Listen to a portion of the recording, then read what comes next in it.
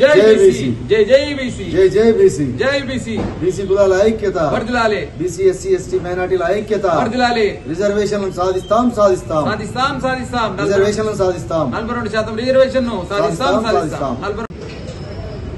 కొత్త నరసింహస్వామి, తెలంగాణ రాష్ట్ర బీసీ సంక్షేమ సంఘం యాదాద్రి భువనగిరి జిల్లా అధ్యక్షుడిని నేను మాట్లాడుతున్నా.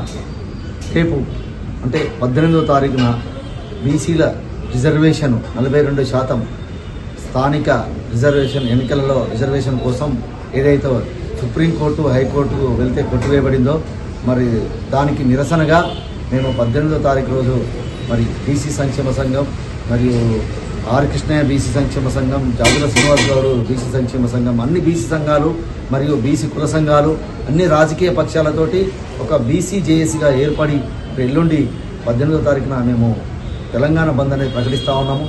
ఈ బంద్లో ఖచ్చితంగా అన్ని బీసీ కులాలు, అన్ని రాజకీయ పార్టీలో ఉన్న బీసీ ప్రతినిధులు ఖచ్చితంగా పాల్గొని విజయవంతం చేయాలని చెప్పేసి కోరుతా ఉన్నాం. జై బీ జై బీసీ. నేను సవన్కర్ వెంకటేష్, భువనగిరి నియోజకవర్గం జాదుల శ్రీనివాస్ గారి భువనగిరి నియోజకవర్గ అధ్యక్షుడిని. రేపు ఎల్లుండి బీసీ బంద్ జరగబోయే కార్యక్రమంలో మేమెంతో మాకంతా అనే నినాదంతో మేము ముందుకెళ్తున్నాము. మరి ప్రభుత్వము 42% మాకు కేటాయించింది రిజర్వేషన్ను. ఈ రిజర్వేషన్ను మరి అగ్రకులాల వారు అడ్డుకోవడం జరిగింది.